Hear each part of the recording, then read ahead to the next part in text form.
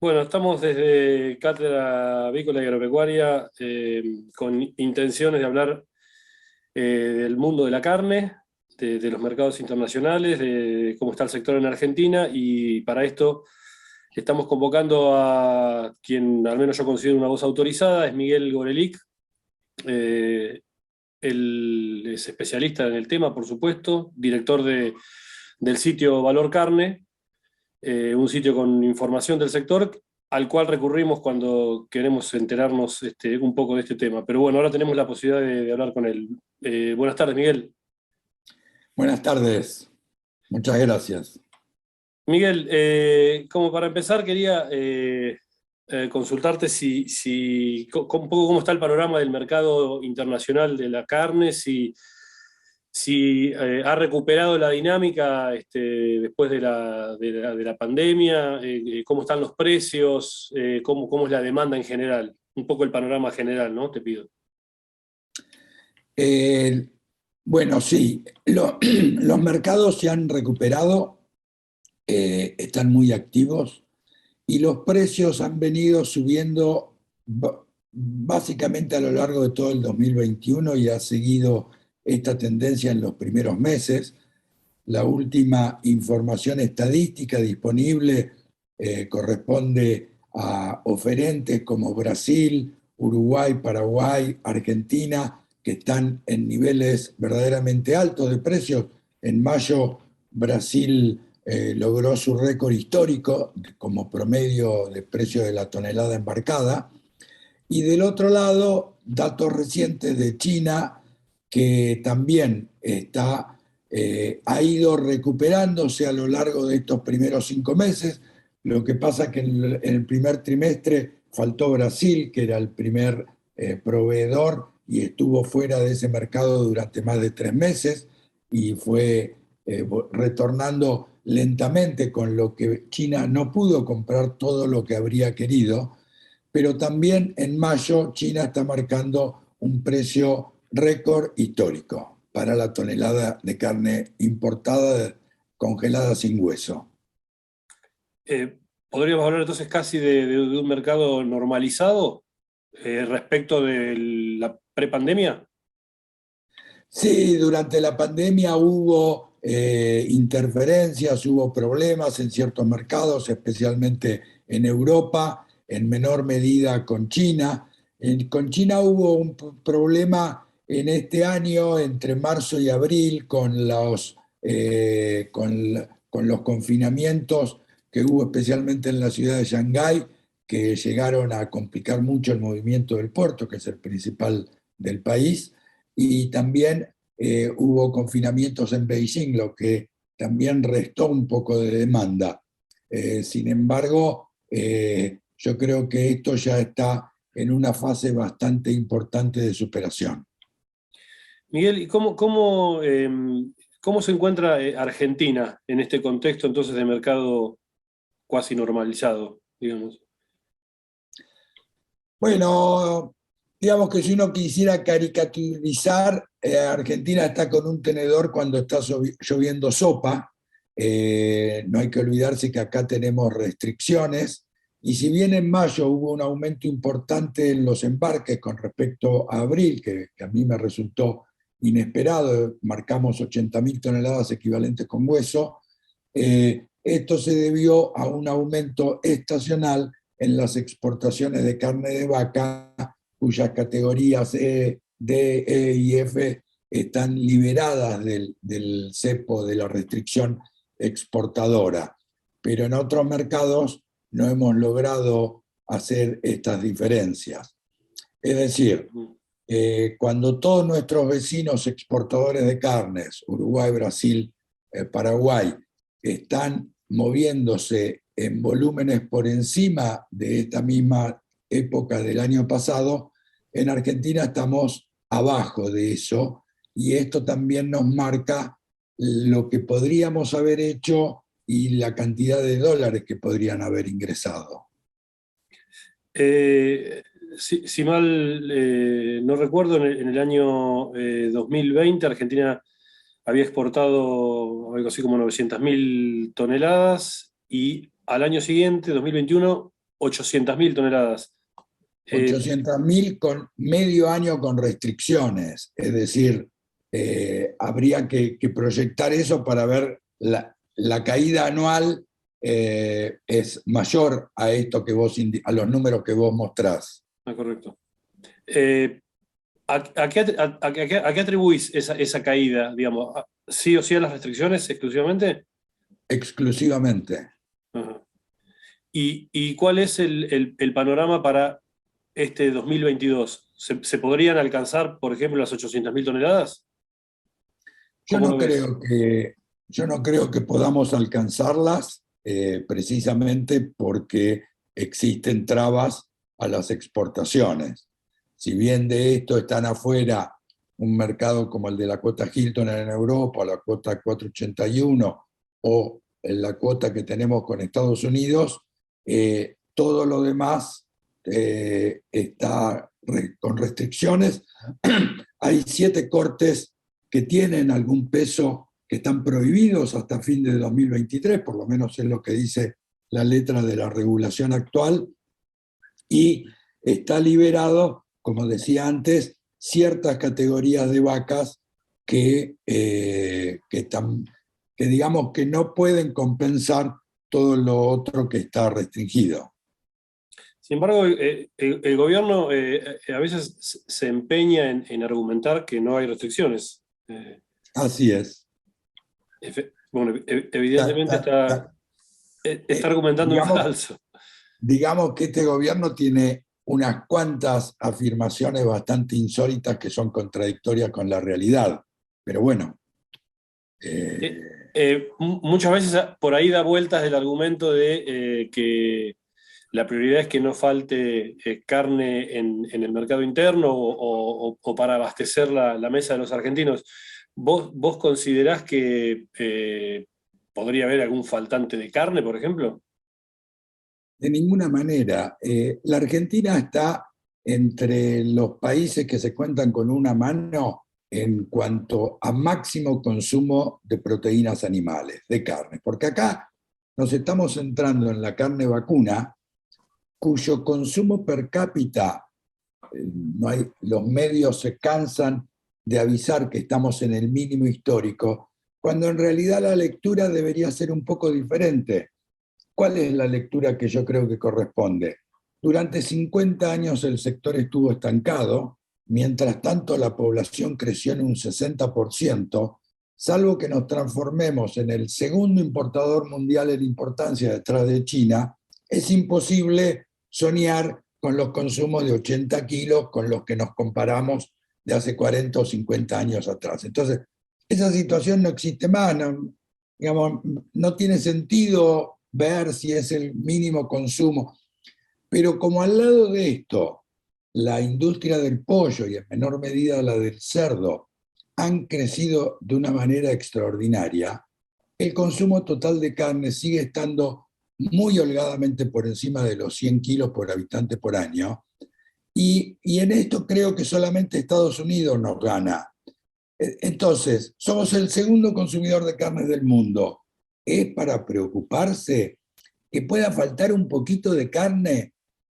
Realmente no me parece que sea el caso. Y la verdad que en este año que llevan las restricciones, año y en todo caso 13 meses, el gobierno no ha tenido demasiada suerte entre lo que afirmó y las medidas que tomó y los resultados que logró. Porque la verdad que por un lado la carne siguió teniendo un precio de mercado que hizo que en abril se alcanzara el récord histórico de la Argentina de cualquier otro momento del país que uno quiera revisar. Entonces, realmente hubo un precio muy alto de la carne y al mismo tiempo estamos perdiendo credibilidad con un montón de clientes, inclusive China, a la que le podríamos estar exportando más de lo que le exportamos, y estamos disminuyendo los volúmenes y mucho más especialmente los dólares ingresados porque se multiplican por precios más altos. Entonces, no ha sido muy feliz esta decisión. A mí me gustaría ver que con estos resultados el gobierno pudiera revisar esto que ha hecho, y si no, mientras tanto seguiremos como estamos, digamos, en la espera del cambio de las políticas. Lo que sí, la producción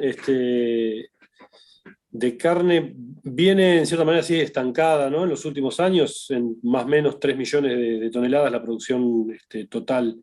Eh, esto es así, efectivamente, y en tal caso, ¿cómo pensás que podría darse el salto productivo en aumentar un poco ese nivel?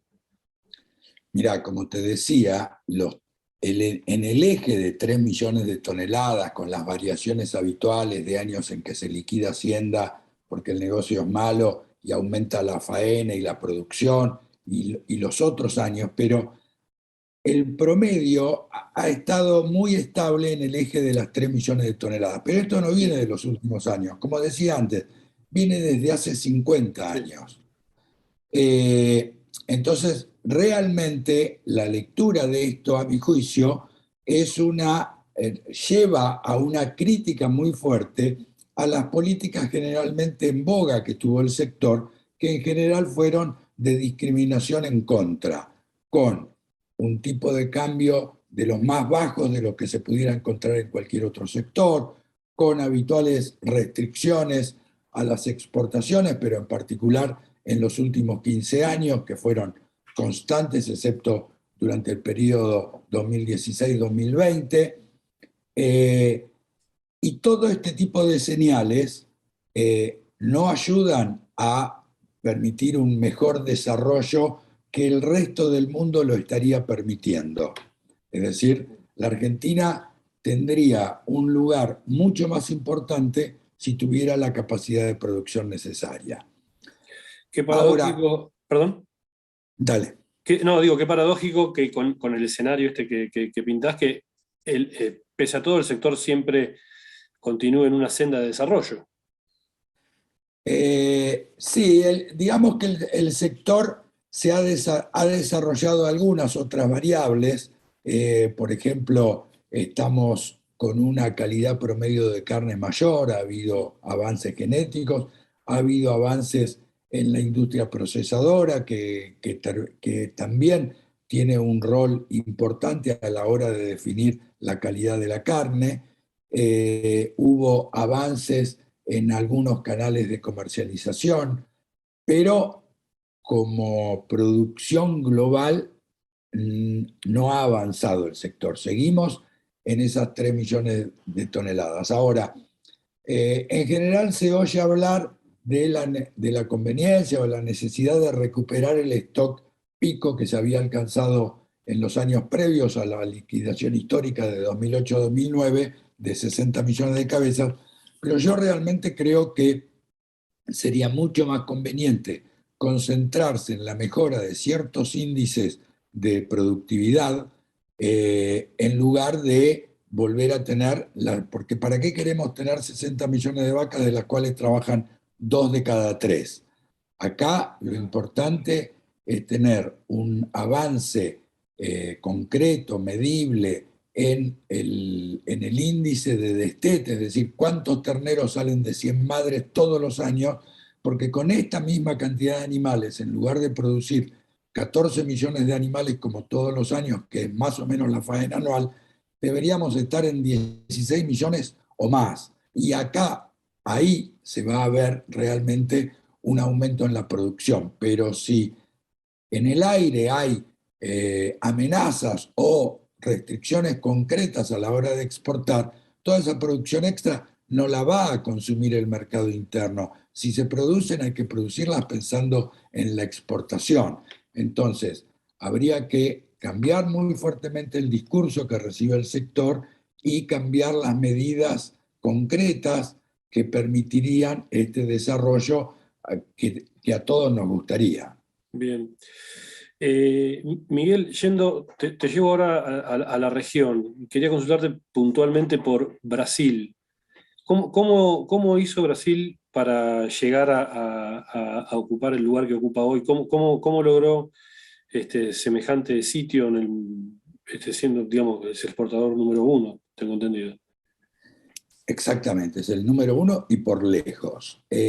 Cuando hace 30 años no solo no era un exportador absolutamente minúsculo, sino que importaba más de lo que exportaba.